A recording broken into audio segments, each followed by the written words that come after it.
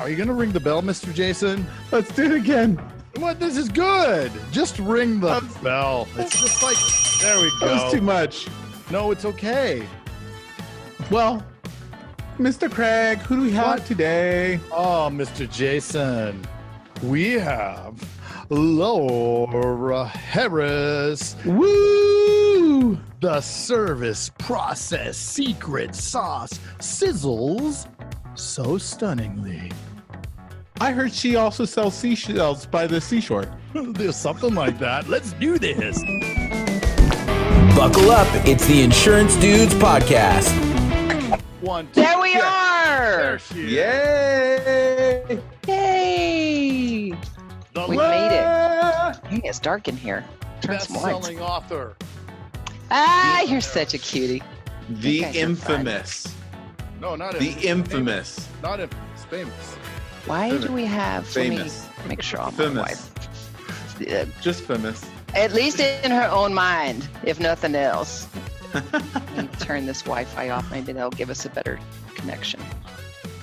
There we go. Can you guys hear me okay? You sound great. Oh, I was going to mess with it. Ah! I would know better than to believe you, Craig. It's Jason, I believe. Wow. So let's just start with how do you feel about the comp cuts? I'm just joking. Let's just say I'm in a better place today than I was yesterday. Shouldn't we just ease into that? Right. How do you really feel, right? Yeah, yesterday was a bad day. I started drinking around 5. Oh, it's 5 For all o'clock three of somewhere. us. Somewhere. I didn't even care where. It was 5 o'clock. I had to have I couldn't hit anybody. So the next best thing, drink alcohol. Yeah.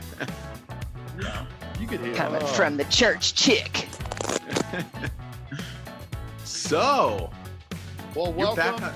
Yeah. Welcome back to Dude. Yeah, I appreciate you Dudettes. guys letting me be around. It's like, since we're in such a time of crazy, it's like between integrated services and in our region, we've just had rate changes and coverage changes and everything else changes. And, I really, more than anything, I worry about LSPs because I know that sounds stupid. And don't get me wrong, I don't worry about the EAs, but I feel like for us as EAs, we can cut other places too. You know what I mean? But unfortunately, if somebody's got a lot of debt, that makes things really scary in this situation. So that's okay. Yeah. Just means we got to buckle down and make sure things get done right. Yes.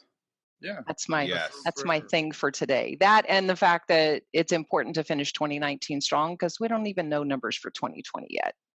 Yeah. I think it just goes to show like how little we do have control and not to get upside down and not put yourself in a position where your back's against the wall. The first I hate to see probably that. 10 years that I was an agent, I'd buy a new car every 3 years just because I wanted to prove to everybody I'd made it. Yeah. And now I've gotten into, I actually read a book that changed my life called Millionaire Next Door. And it talks about the fact that people who are mega rich, not 1 million, 2 million, 5 million, mega rich.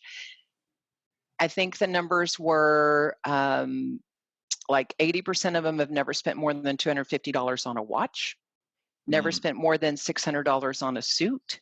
They don't buy imported cars.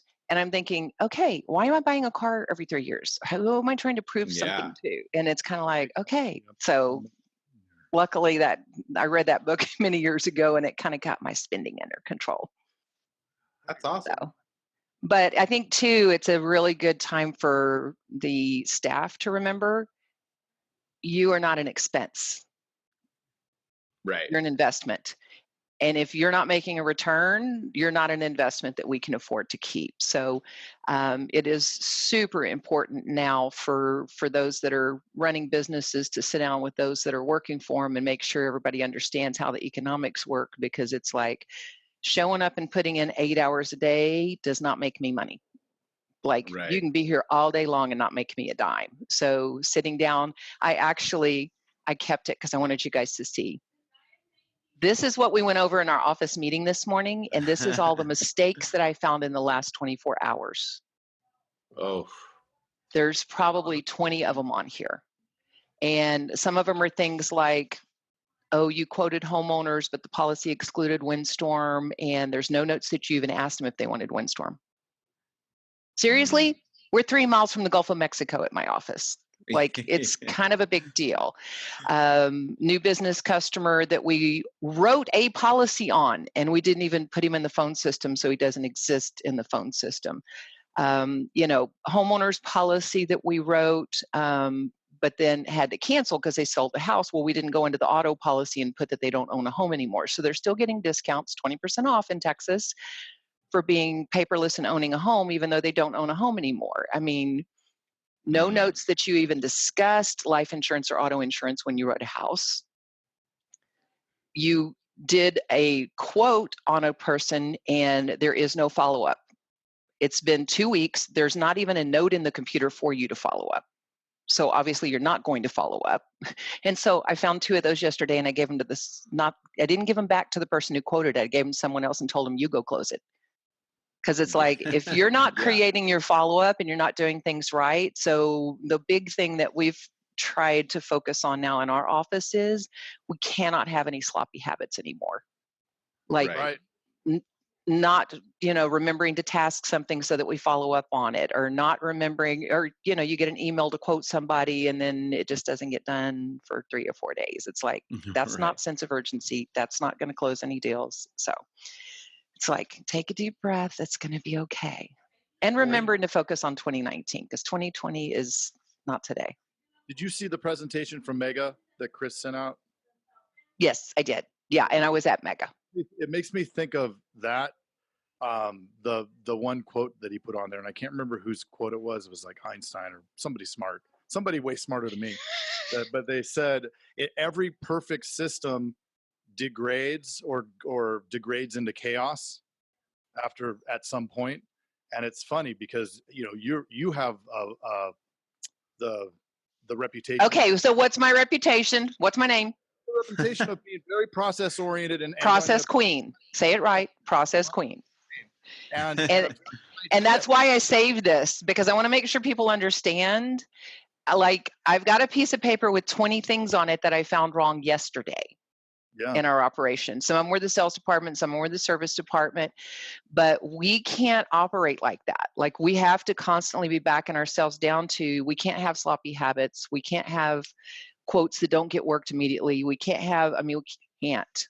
Like, everything just starts slipping. All the little details are super important. Today or tomorrow or the next day, but it starts slowly turning into chaos. Can I share my Ed Milet quote?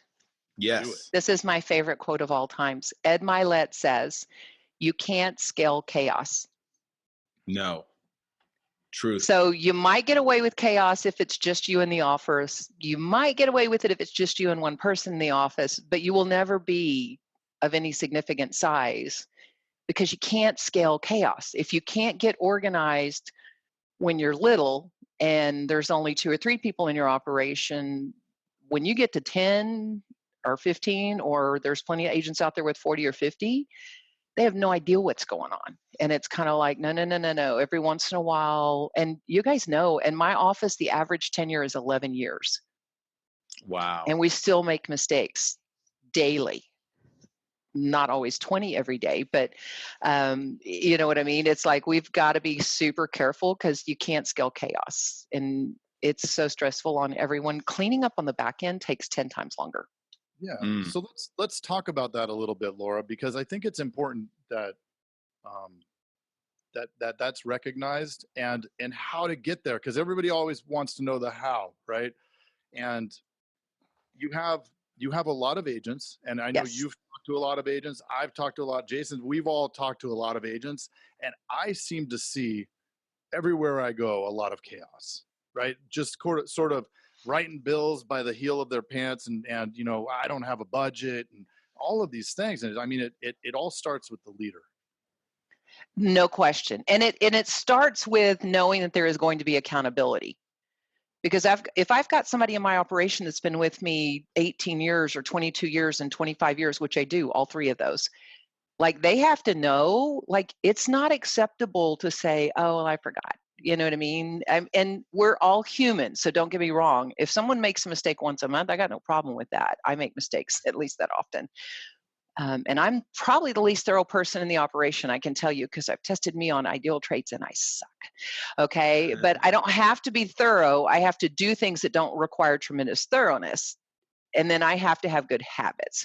But Craig, to your point, especially for the service team, there has to be a list of jobs. And so what we've done inside of our operation is we've created, this is my new favorite thing in the whole wide world. We've created a sheet that each person keeps on their desk. Let me find mine for today.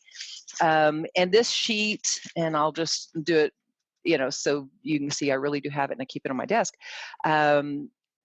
It has the entire week on a page. It is a list of what we need to accomplish every day. So at the very top of the sheet, it talks about what Laura Harris's jobs are for today. Wow. Okay, so some of those I only do on Mondays, some of them I do every day, whatever. But all my jobs are listed at the top. So I can't say, oh, I forgot to call on the cancellation auditor. I forgot to follow up on claims. There ain't no forgetting. It's on the piece of paper that's supposed to be sitting on your desk every single day.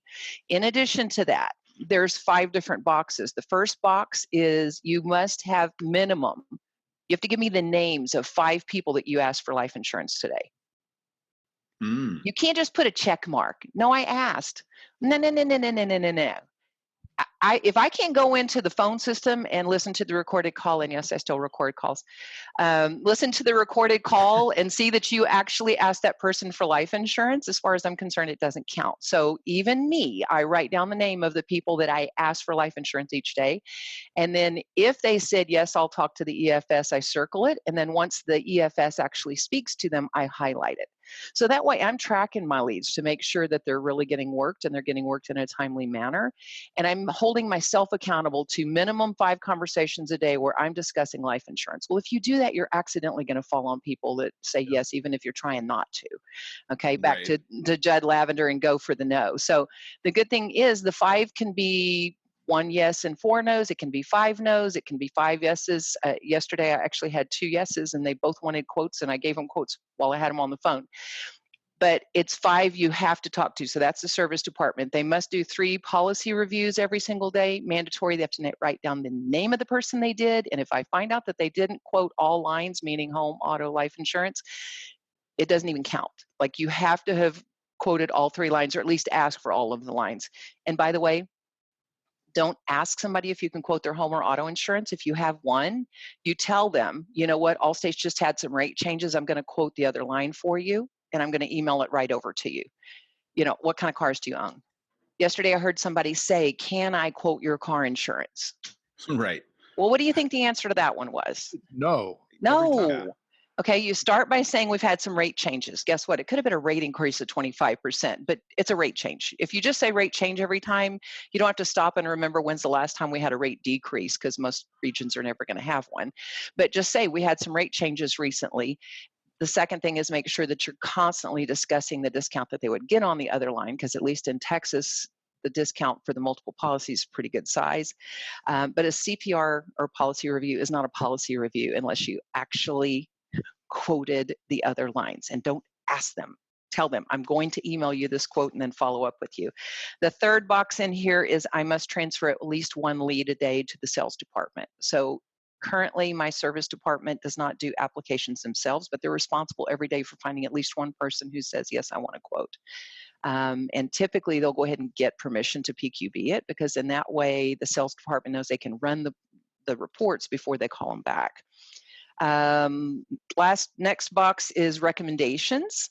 So at least twice a day, they have to ask for a referral from a friend or a family member, and the exact language on how to ask for the life insurance and for the referrals are both written at the bottom of the page. So they can't say, well, I didn't know how to bring it up, or I can't remember what I'm supposed to say, because they're at that bottom of the page, so you can't forget. And then last but not least, at the end of each day, they have to write down what their talk time was for the day. So service department must have 2 hours, sales department must have 3 hours, and at the end of the day, they have to write down how much time they had. So you can't say, oh, I didn't realize I really only had 36 minutes on the phone yesterday. You know what I'm saying? Like, you're going to have to report it at the end of the day. Beside that, you write the talk time, and next to that, you write how many to-dos do you have in e-agent that are past due? Oh, I like it. Look at all that Because accountability. there are times when I have had one employee who had 30 to 60 red to-dos. They're past due. Well, sometimes it's don't forget to pull a payment today or follow up on that claim problem. Yeah. Well, if you let it wait another 3 to 5 days, you can have a problem with a bank draft, or you can have a problem with a customer screaming because you told them you'd call them on Tuesday and you didn't call them yet. So guess how many red to-dos my service department has right now? Goose egg. How many? 0. Boom. Prior to using this document, which is in its current format didn't start until September 16th, I would typically average 100 red to-dos for the service team in a day. Ugh. Wow. And now it's 0. Now let's make it even more fun. At the end of the day, they have to take a photo of this with their personal camera, and they must email it, message it through Messenger.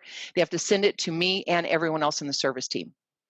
So if you're a loser for the day, you have to apologize to everyone, because everyone's going to see your talk time. Everyone's going to see you didn't get a lead today for the sales department. Everyone's going to see that you didn't ask for life insurance today. And so when you talk about accountability for the service department, this is amazing. So a lot of agencies have accountability for the sales department that's super clean, and the service department is a bunch of rogue freaks. Right. Because they're just expected to show up and answer the phone if it rings. Well, right. How much proactive activity does your service department have? And have you defined exactly what they have to accomplish every single day? Because 3 policy reviews doesn't sound like much, but when the phone's ringing off the wall, it's rough some days. But the rule in my office is I don't care how bad your day was. If you got to queue out to get proactive on the phone and get 3 policy reviews today, that's the way we get our life insurance on our PNC. So you can either do your reviews with an incoming call. Somebody calls in to add a car, and while you got them on the phone, you do a real review, or you queue out on the phone and you do an outgoing call. So that clear accountability. Do you make them apologize to everybody? I don't even make them. I mean, it's like they're like putting all these, red-faced emojis and doing all this stuff because they're feeling really bad. And what happens, because I do the same sheet, guys. There's 5 of us in the service department in my operation, and I fill out the same exact sheet. And I can tell you by 1 o'clock, if I don't have at least halfway through my sheet for the day, I'm stressed out. I mean, I'm stressed out because I know at the end of the day, I have to take a photo and send it to everyone else on my team. And I feel like I have to pull my weight. I mean, by 9 o'clock this morning, I had already sent 2 leads to the sales department, just saying. And I've already done 2 policy reviews. And since it's, 1:20 in Texas time right this minute, that's not too bad for halfway through the day. But I still have not gotten an ALR today, which tells you if I have to, I may have to spend the entire afternoon doing something to have life conversations. So, but it's a clean way to make sure that everyone is doing something that makes the agency money. Yeah. No, that's awesome. And what happens if you're sick or something? Do you have people that you offload that stuff to? Well, if it's somebody that's just out for a day, then your jobs normally are not that big a deal. Like the cancellation audit can be called on Thursday instead of Wednesday. That's not a big deal. So for example, the person who does a cancellation audit works it twice a week. Friday is an absolute must because if you think about it, Friday is when most people get paid. Right. So you can work it Tuesday and Friday. You can work it, whatever 2 days you want. But 2 days a week is a mandatory, and Friday is a mandatory. But if she's not there on Friday, then genuinely, this sounds horrible to admit, but guess who? Me. I will make the cancellation calls on a Friday. Same thing with the claim follow-up. I want those done the day after the claim is turned in because this is insane, but this is real, guys. At least a third of the time when a claim comes in, it's a not fault accident and the customer turned it in after hours. And we'll call them the next morning when we get the report in showing they turn in a claim and be like, well, I'm confused. Why did you turn this on your policy? It shows you were rear-ended. Did they not have insurance?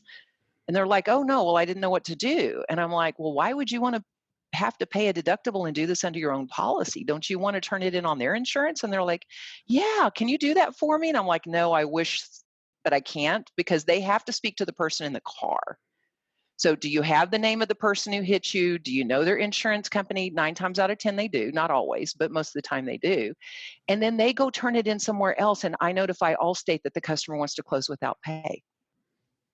So I'm keeping my loss ratios down by just making sure immediately before the claims department even calls them, that if it's a not fault accident, I'm on the phone with them, helping them turn in the claim elsewhere, only I make them do all the work, because the other claims department really does have to speak to the person that was in the car, not me. Yeah, that's awesome. Well, so what other nuggets? You have so many nuggets. I got to go back to, hold on. I can't move past this yet. Can you just wait 1 second? Sure.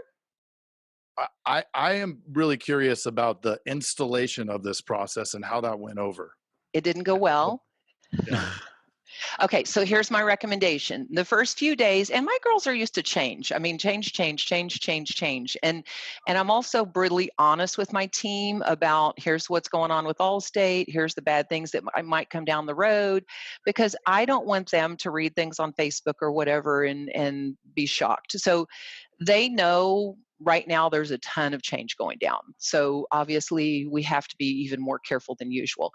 But to your point, Craig, nobody likes to be managed. Mm-hmm. Nobody. But the sales department has clear accountability. Right. If they don't have 3 hours talk time in a day, or they don't have 8 PQBs in a day, or they don't have at least 2 items closed that day, they're being held accountable. Well, it's not fair for the service team to not have accountability also. So the ideal situation is sit down with them and say, hey, this is what that crazy chick in Texas uses. Do you guys think this is the right thing for us to measure? Maybe we need to measure something different. Maybe we need to not have 3 CPRs. Maybe there's less of us in the service department, so we can only promise to get 2 done in a day. There's just no excuse for not having 5 go for the nose, because if you're talking on average, most of us are talking to 30 to 50 people in a day. If you can't ask 5 of those for life insurance, then I need to get rid of you and find somebody who can, because that's just stupidity. But I think including them in the decision as to what will the criteria be, but when it's all said and done, I'm running a business. And so I did set the final, here's the 5 boxes and here's the number that's going to be attached to each one of them. They know these are numbers for today, and they will probably be changed, because I expect us to constantly be getting more efficient. You know what I'm saying? So as we're getting more efficient, so perfect example, back to nuggets, Jason. The other day I was talking to the girl who handles my claims, and she said, well, I called the claims department and I was asking them, and I'm like, wait. I said, what do you mean you called the claims department? And she's like, well, I needed to ask them. And I said, okay, first of all, if someone calls in and they got a problem with the claim, like if it's a problem, under no circumstances are you allowed to call anyone. You send an email directly to the claims advocate. 9 times out of 10, within 10 minutes, you're going to get an answer. Mm-hmm. Because they have a whole team handling that stuff. If you call, you're going to spend way more than 10 minutes on the phone. You're probably not going to get a human. It's probably not going to be somebody who gives a flip. Certainly not going to be the claims advocate whose job depends on whether or not they stop and squelch things immediately. Right. You've wasted anywhere from 10 to 30 minutes of your time on something that is not your job. Claims is not our job. Now, making sure the claims department does their job is my job. Right. That's what the claims advocate is for. So you send an email to the claims advocate and tell them customer needs to speak to someone because he's frustrated with, and then you be very clear about what it is. You send them the name of the customer, you send them the policy number or claim number, and then you check, and I can tell you 9 times out of 10, within 10 minutes, there's an answer. Mm-hmm. Because they have to be efficient. So why am I not forcing my people to be efficient? So constantly stopping and thinking, like, what else can we do that frees up time for us. So we switched to, and I may have told you guys this already, but we switched to the online banking where we just take a photo of the checks. We don't take any cash. We used to spend 1 hour a day going to the bank. You just blew Craig's mind. Shut the front door. So mobile banking.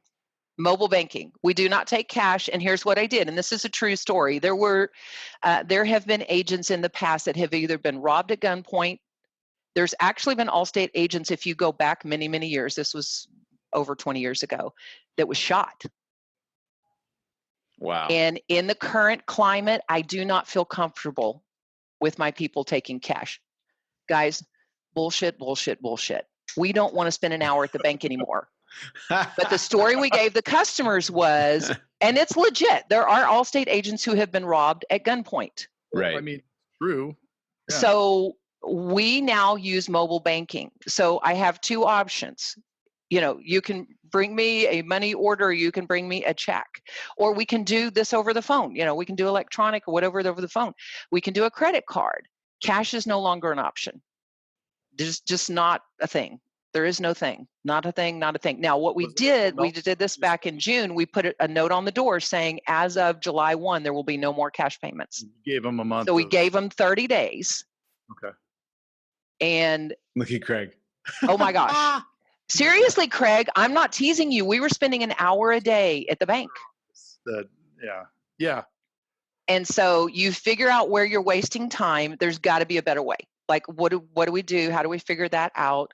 Like, we're not going to have. And so another good example, we just did this one today. Our trailing documents list is now 4 pages long for e-sig. Okay. My team is not allowed to use electronic signature on an endorsement because chasing e-sig on an endorsement is stupid. If the customer doesn't sign off on it, then don't send the endorsement.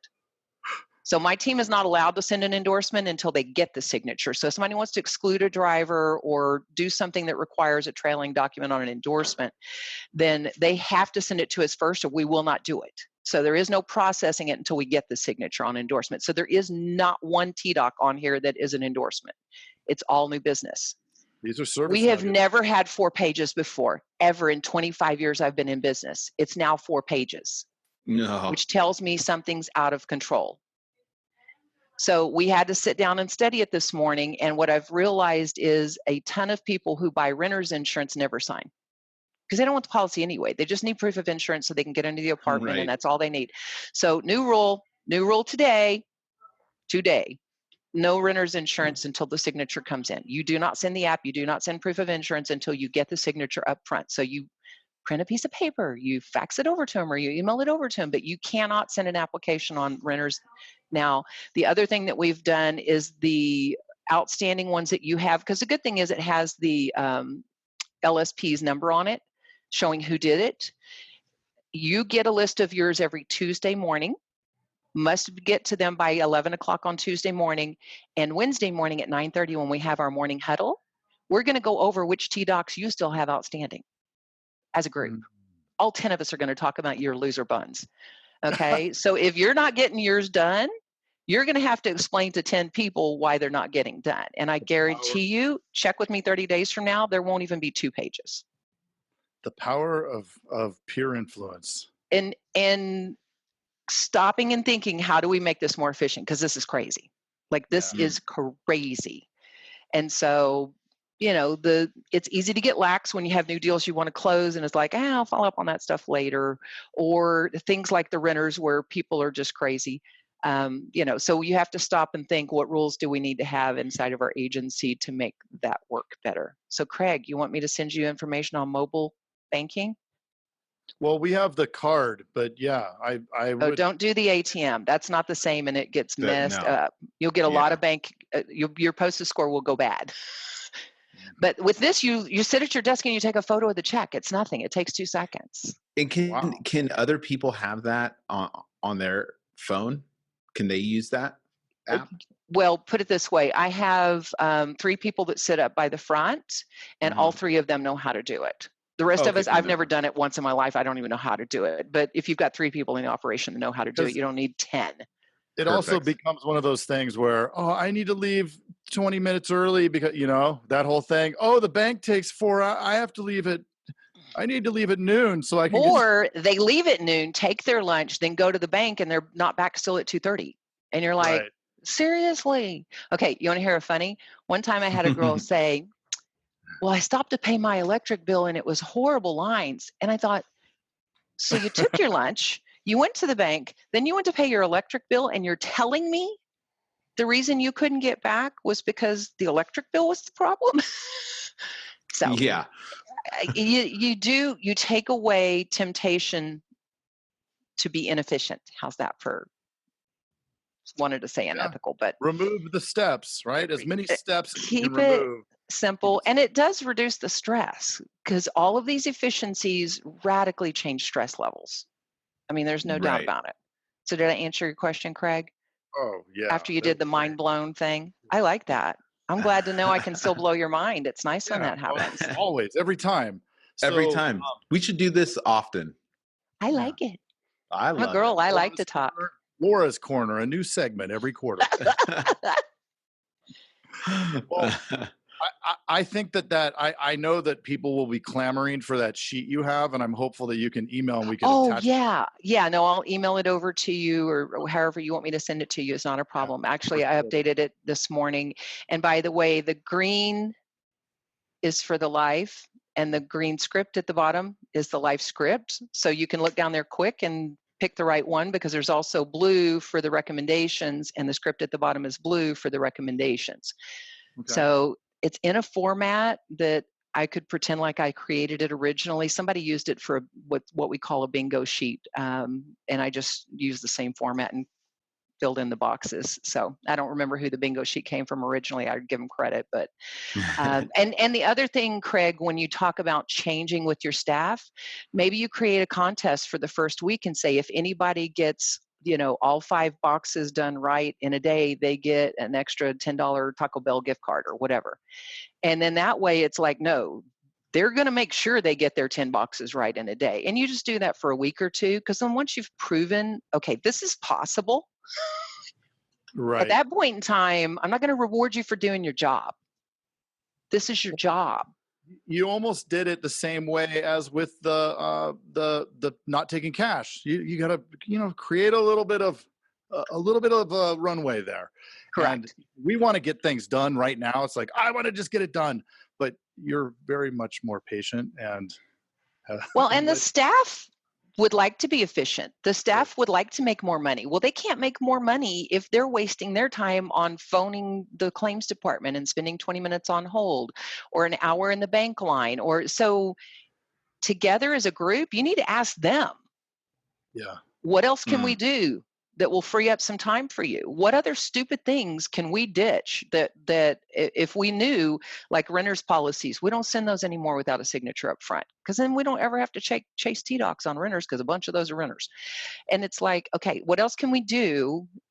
And the more I allow my team to come to me with ideas, the more they start acting like people who have a vested interest in this business, instead of Craig has to come up with all the ideas. Or, okay, Jason, what are we going to do to fix it? Like, it's your problem. It's not their problem. Well, no, this is our problem. Because if Allstate cuts my renewal comp 10%, this is our problem. So we're going to have to figure out a way to increase production, because I don't know the numbers yet, but this is clearly going to have a huge impact on our economics. So we need to figure out, okay, what else can we do? And they appreciate being treated like adults. I worked for other people for 13 years. And the last guy I worked for was a State Farm agent, and I love him to death. I mean, he would constantly give me free reins on, ideas for contests or tweaking processes or whatever it was. And I loved working with someone who treated me with that kind of respect. Yeah. Have you guys read the books? Have you read Rocket Fuel and Traction? No, I heard Rocket Fuel. Oh, you got to talk about that then. Last time, and I still haven't got there. And I'm going to tell. It doesn't do any good to write things down on a piece of paper, Craig, if you don't do them. I'm gonna buy them on Audible now that. Okay. Yeah, I'm bringing them up a second time, because let me tell you, the books themselves talk about how to organize your office and make things more efficient. That's a huge part of what it is. But the books also talk about the fact that if you don't eventually create some middle layer management, particularly if your operation is 6 people or more, then everyone's reporting to you and everyone's coming to you with their problems and everyone's stressed out if they don't know how to read the RMPs. You're getting all of the junk. And I don't want to be a firefighter. Right. I want to proactively be doing things that add money to the agency. And if I'm putting out fires all day long, I can't. But those 2 books and Entrepreneurial Operating System as a whole are fantastic because they kind of help you talk about how to structure the agency. I've chosen to go one step further, and I actually use a professional coach that is trained in Entrepreneurial Operating System. And let me tell you, it's hysterical because she found out yesterday because she coaches probably 6 or 7 Allstate agents across the nation, and they're all big boys, huge people. And it was so cute because she found out yesterday about the base pay now being 9%.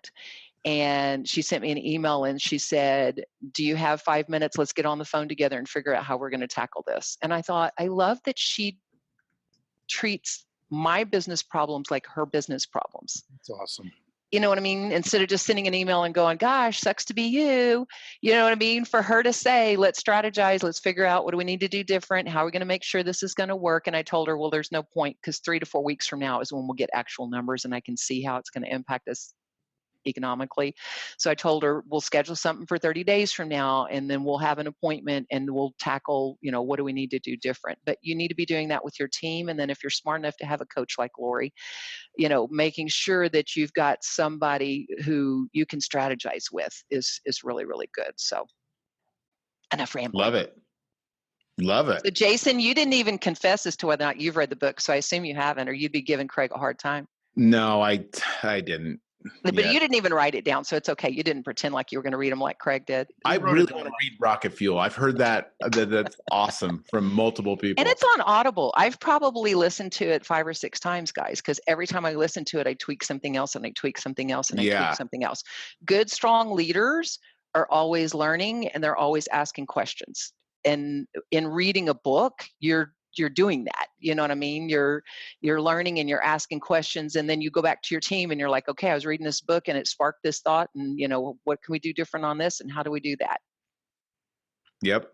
And here's the other thing that I learned is that I was going through so many books in Audible and I wasn't executing. Yeah, but I mean, there's only so much you can do. So yes. I went back, re-listened to the stuff that I felt was super important, and I'm focusing on doing that now. So now I'm going to interview you. Do you have a list of what's not working? In the agency? Correct. So here's the deal. I'm only a 3-year agent. Came in the first year and we sucked so hard it was ridiculous. And then we've constantly been developing sales process and everything. We just opened a scratch agency. So it's a constant reinvention every single day and doubling down on what works and constantly pushing out what doesn't. It helps though if you make a list of what's not working in your operation. I thought you were going to say I'm a 3-year agent, so I don't have any problems, and I was going to laugh at you.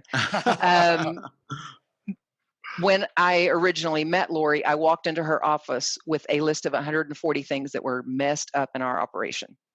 And so now what we do in my operation is we look at the list, what's left, which one, if we actually fix that, like very few agents have really good, strong requote processes where they know for sure every single quote's getting requoted, whatever. Most agents have horrible win-back processes. So exactly what is your win-back process so that you know every single time you lose a client that you want back? Okay, some of them you're glad they're gone. But for the ones you want back, how do you know for sure that there's a system in place, not only to get them back, but also to check and make sure some other agent didn't steal them? Because if you check your terminated audit, I guarantee you're going to find some customers in there that another agent canceled your policy and rewrote it. I actually had one not too long ago where they had canceled my homeowner's policy and rewritten into the same homeowner's company. And then it kicked right back to you, right? No, because if you don't put the prior policy number on there, the computer thinks it's a new customer and the computer gives it to the new guy. So I called the agent because it was an LSP that did it clearly. I called the agent and said, excuse the heck out of me. First of all, obviously, I'm going to reinstate my prior policy because it was the same company. There's not even an advantage to rewrite it. And so, but if you're not checking your terminated audit, how do you know if that's happening to you? How do you know if someone else is stealing your auto policy and maybe rewriting it to a different company or the same company or whatever that might be? But being careful of making a list of what's not working and then figuring out, okay, maybe that's not the biggest priority for you right this minute, but we'll tackle that one. But if you don't keep a list, you just constantly feel insecure because there's 7,000 things that you're not doing well. And you feel like I'm working hard as a fireman every day, throwing water on the fire that happens to be the closest and not necessarily working on the biggest problem. Right. Well, I mean, I would say, to clarify, and this is probably horrible, but I focus on what makes the most money. Correct. And I triple down on that. And then things like one policy goes here or there, I could care less about. And I know I should eventually have a system for a lot of those things. But maybe integrated services will do it for you. What? Yeah, I think so. Sorry, that was mean. That was mean. Yeah, and I understand, and believe me, I know you're way above average as an agent. So it's not that I don't think you're focusing on the right things. I just think I've been 25 years in business. My average employee is 11 years with me, and we still have a whole big long list of things that are messed up. Yeah. And we're still fixing things every day. I need to get to that point. I need to slow down because we're so sales centric right now. It's ludicrous. So that's all that matters right now. And retention's pretty good. So it's because we really lock in that initial process. So yeah. So after that, then in the next couple of years, I definitely need to lock in those processes to increase more business within the business. Well, and you can pick one. If you look at my job accountability sheet, it gives you a list of every single process we've got in our operation. Some of them you might not even care about. Like Allstate sends us an email on bonus drive. If you don't care, delete it. I like calling the customers and saying, I can give you $500 rebate. Do you want it? I mean, I haven't found anybody yet who didn't get freaked out. I had one guy in my office crying when he received the check because he brought it into our office and he goes, "Is this real?" And yeah. And he really, really started crying. So that's amazing. But bonus drive, you may not care about that one. You know what I mean? It takes 2 seconds. You fill it out, whatever. And we only get like 2 or 3 in a month. It's not like we have 100. But pick your battles. Totally. But Laura, that's a reason to call. Like you have a reason to connect, right? So all of these little good mojo, dude. Right? Yep. Like you're talking to them, and then they remember you, and Laura calls, and that all creates a lot of buy-in. It's going to help with retention, because if I've done something that cost me nothing and gave them $250 or $500, depending on what kind of car they bought, and the guy walks in crying. I mean, that's only happened once, but I mean, it's a big deal to some people to get a $250 check. I mean, a big deal. I mean, that's a car payment for most people. So realistically, you just got to figure out which ones are going to have the biggest impact. And things like, for example, in Texas, it's a 25% discount if you're paperless and you own a home. Okay, so your discount on your auto policy, your AFCIC auto, is 25% if you own a home and you're paperless. Well, if my customer is going to have a 25% rate increase on renewal, even a 15%, they're going to get a phone call from someone in my operation, even if I got to pay some $10 an hour kid who's not even licensed to call at the end of every day, because that doesn't even require a license. Because I can't afford to have people getting a 15% rate increase just because they forgot to go online and register. So are you guys using onboarding with extra hands? Are you familiar with onboarding with extra hands? Okay, yes. Good. I love that you said yes.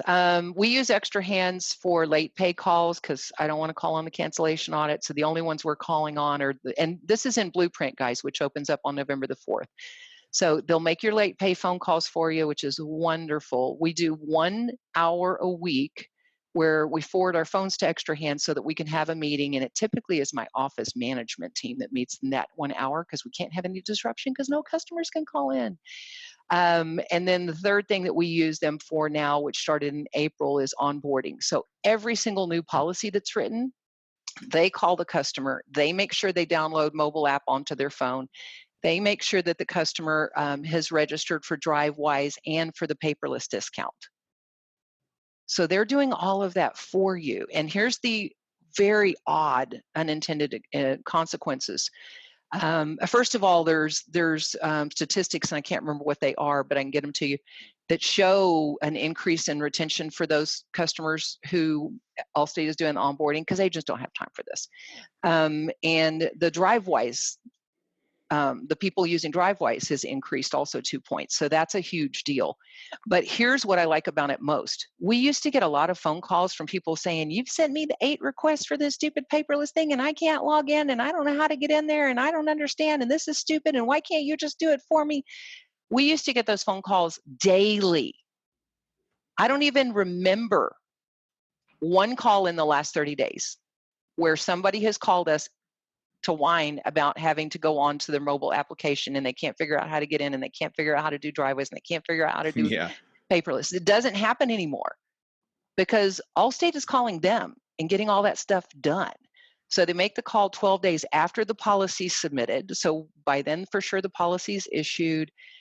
They're not trying to cross-sell, so they're not going to steal your stuff. They're not allowed to bring up life insurance. They're not going to do anything other than just those 3 things. So it's huge to have onboarding, and that is part of Blueprint. So if you're not signing up for that on November the 4th, I think everybody's cray-cray.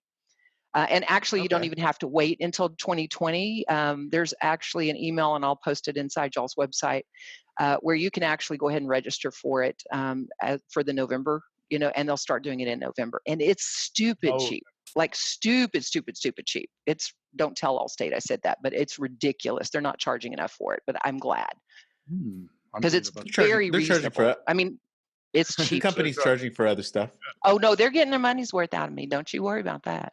Yeah. But it's not like I'm looking at the dollars going out and going, should I do that myself? I mean, there is no way. They're doing it way cheaper than I could do it on the onboarding. And probably because they want to make sure those calls are happening. But it's extremely inexpensive for the onboarding. Do you have any recordings of those calls? No, but I could get one. Oh, you know what, though? I don't know if I could because the customer privacy stuff, the PII, Privacy Information Act stuff. But I could get you something that shows like what the script is and stuff like that. But it's super simple. I mean, they're just downloading the app onto the phone, doing DriveWise and doing paperless. Those are the 3 things. All the stuff that we end up not doing usually. All of the stuff that's not getting done, and then your customer's getting a rate increase, then they're bitching at you at renewal. The amount of phone traffic we have has radically reduced since they started doing our onboarding. Radically reduced. Wow. We're not getting the whining on the renewals, getting huge rate increases. We're not getting people calling and complaining because they can't figure out how to log into that stupid app. I don't even know how. I mean, yeah, I'm not the guy. So it's good because they're taking care of all of those problems proactively.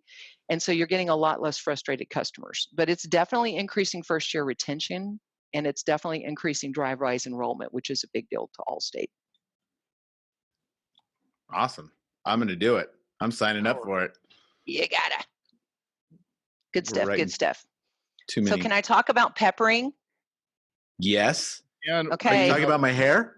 We only have a few more minutes, and I've kind of talked mostly about the service department so far. So I want to bring up something that we've started doing different within the last month, and it's about the sales department. In the past, we've always talked to people about the importance of having scripts for your sales and the importance of, having tie downs and the importance of role playing and the importance of being able to handle objections and the importance. Here's what I've noticed. My team naturally waited until they were finished with everything else. And then they remembered, oh yeah, we're supposed to talk about value statements and life insurance. So guess where that was happening? At the end of the call, which means nobody's interested in life insurance. Right. So here's the thing, and it's a huge thing because I've started doing this within the last 30 days. You must pepper value statements throughout the entire conversation. So when you're waiting on the computer to go screen to screen, have a piece of paper on your desk that shows what are your value statements and say, you know what, by the way, I just want to make sure that you know this. Our office has been open for 25 years, and the average tenure for our operation, there's 11 of us, 10 of us total. The average tenure is 11 years. And then you just ask the next question on the auto and you keep going. So peppering the value statements throughout the conversation so that when you get to the end and you're more expensive, because a lot of times you are, you got something to work off of. Okay, so peppering the value statements throughout. Same exact thing on the life insurance side. And I can email you guys a document on this because I think it's important to have language. Yes. Yeah. On the life insurance, if you wait until you finish the home, you finish the auto, you finished everything else, and then now you bring up life insurance, they're looking at you like you're cuckoo. It's stupid. So you tell them at the beginning. First of all, you always ask, how did you find us? I'm always curious, how did you find us? So if it's an incoming phone call so that you can measure, is this from your Google? I love my Google check. Is this from mail outs that you're doing with direct mail with Real Comp? Is this, I mean, what is the return coming in from? So you got to start with the source. But then the next thing that I tell them is I'm going to quote every possible discount. It's important to me to give you Allstate's absolute best rate. Now, if there's any discount on here that you don't want, okay, because I'm going to quote the home, auto, and life, then I'll be glad to take it off. But I'm going to quote every possible discount, and then you can back out anything you want. So if you don't want to be paperless, that's up to you, but you're going to lose a discount for that. So I'm going to start off quoting all discounts possible. Now, I've already just thrown in there home, auto, and life. Mm-hmm. I didn't ask them. You don't ever ask them. You throw it in there at the very beginning. The reason I'm doing this is so that I can get you every possible discount. So you start the conversation there. Then I like to start with the auto because nobody thinks they're paying their homeowner's premium. They think Santa Claus does it. And so I start with the homeowners because they're always, that's a priority. Start with the auto, not the homeowners. And when you get into the place where you're talking about the fact that Allstate is awesome, they're going to give you for free $10,000 worth of accidental death coverage. Now, it sounds really good. Just keep in mind, unfortunately, it's only $10,000 worth of life insurance if you die in a car wreck. But it's free. So it's on the policy. We're going to give it to you for free. That's something that Allstate does that I don't think there are any other insurance companies that do that. But I'm also going to talk to you later about getting real life insurance because you might not die in a car wreck. Okay. And then you keep going on the auto insurance. You finish the auto insurance in the middle of the homeowner's policy. You say, do you have a mortgage on your home? They say, yes. You say, how much is it? They say $185,000. And you say, now keep in mind, this homeowner's policy is not going to protect that mortgage if something happens to you. But it's not a problem because Allstate has a super inexpensive policy that I can get for you that's going to take care of that. So I'm going to tell you about that later. So throughout the conversation, you have to have at least 3 to 4 times told them, I'm going to tell you about that later. I'm going to tell you about that later. So that when you are talking about life insurance at the end, they don't think you're stupid. Because why are we even talking about life insurance? They didn't care about life insurance. They didn't ask about life insurance. They don't want life insurance. They don't think they need life insurance. They're never going to die. Their employer's going to take care of it. And then when I do get to the end and I finally bring up life insurance, the first thing I say is, can I blow your mind now? Love it. And they're like, okay, sure. And I tell them, as of January 2019, Allstate no longer provides life insurance for their own employees, and they sell the stuff. Love it. And then I like the dramatic pause. I shut up until they say something. Whoever speaks first loses, okay? When they say, what? I'm like, yes. And we sell life insurance, and they don't give it to the employees anymore. So if you really believe, with all the political cuckoo out there and whatever's going on with Obamacare, and I don't care about your political affiliation, the average person changes jobs once every 3 years. And I would dare say 10 years from now, very few employers are going to be giving away free life insurance. So you need to take care of you. If you have life insurance through your employer, that's the icing on the cake. But if you don't have something you personally bought that you own and you control, you're missing the cake. The icing doesn't do you much good. So I'm going to get you a quote on the life insurance. I need to know 2 things. First of all, do you smoke or use tobacco of any kind? Or the wacky tobacco. There you go, the good stuff. And then the second thing I need to know is, are you on any kind of medications? Do you take, and specifically say anything for blood pressure, diabetes, name some things that are common in your area. And then that way they can't say, oh, I didn't know you meant that. You know what I mean? But name the things that you know are the most common and say, don't worry, I'm going to have somebody. I personally don't do the home and the auto. I do the home and the auto. I've got a full-time partner that does nothing but the life insurance and retirement planning. So I'm going to give him all of your information. He's going to get the quotes together for you on that, and then he'll give you a call. So if you want to do it with him over the phone, just transfer the call. If you want to schedule a time for him to come in, however you do it. But the important part of all of this is that you're peppering value statements and ALR through the conversation, so that when you get to the bottom, if your price is high, you've already hit the value statements. You don't have to start defending yourself after 20 minutes on the phone. And when you start talking about life insurance, they don't think you're crazy. So, make sense? Love it. It's awesome. Yeah. Fun stuff. That is it. Will you come back? I would love to. Yeah, Can you tell almost everything we've discussed has changed within the last 30 days in my operation, guys? Yeah. Seriously. Well, and with the company. Yeah, wait 5 minutes. That'll change again today. Yeah. That's okay. That's why here's the deal. You guys have heard of the book, I think it's Ken Blanchard. It's called Who Moved the Cheese? Yes. The company heard of it. has the right to do whatever they want to us within contractual constraints. Yeah. They can do whatever they want. I can't be the mouse who's sitting in my corner pissed off. I need to be a mouse that's looking for where's the cheese now. Yeah. Because there's going to be a way to make money, and those who defiantly throw their hands up in the air are not going to be succeeding going forward. I believe with all my heart, agency business objectives is a real thing. In my market last week, we got an email that said, if you're not selling 6 standard auto in a month, I think it's 8 out of the last 12 months or something like that, we have the right to terminate you. So if you're not selling, I'm kind of nervous that they're going to start doing that again, because they did used to do that. Yeah. And why would they send that email out saying we can terminate you unless they were planning on starting to do that? So realistically, let's assume under the new system, I'm going to find a way to make more money. And is it easy? No. Do I need my whole team to figure it out? Absolutely. Because then the stress isn't all on me. But we have to figure out where the cheese is, because cheese has been moved. They tell you. And will constantly be moved. And will constantly be moved. There's never been a year that there was not a major change. And every year we throw up our hands and we scream. And then the next day it's like, okay, tell me what I got to do to go get the cheese. We're going to go get the cheese. Get the cheese. I think that's that cheese. We got to end on get the cheese, everybody. Get the cheese. Laura, always a pleasure. It was so nice to have you again, and we'll look forward to number 3. There you go. Appreciate it, guys. Next month. There you go. Let's do it. Because I want to follow back up with your new processes and see how they're working in the office, and I'll tell you which ones I adopted. Yeah, there you go. I'm going to hold you accountable, because I'm going to listen to the podcast and I'm going to make a list. I know you will. I'm going to be like Craig. I'm going to write them all down. I like that. But just know I'm spending 2 weeks in Maui. So it'll have to be the end of the month. Just saying. Guys. So I love it. You guys and your love vacations. Hey, you know what? That's where I listen to a lot of books. I probably read an average of almost a book a day whenever I'm traveling, because I have some downtime.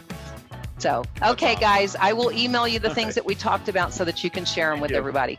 Thanks a bunch. You are amazing. Bye. Bye. 55% of insurance sales producers say that they have had little or no sales training. Us agents focus on marketing to drive activity and often overlook the sales presentation. Improvements in mindset, shifting focus, rapport, needs diagnosis, value building, creating buy-in, and overcoming objections lead to drastically better closing numbers. The solution? Enroll your team in September's Sales Summit offered by Agency Vault. We will even assess your team to see which of their sales steps need the most improvement. Head to agencyvault.com to sign up before it's full. Hey, thanks for checking out the Insurance Dudes. Hey, please subscribe. We got some really great stuff coming out.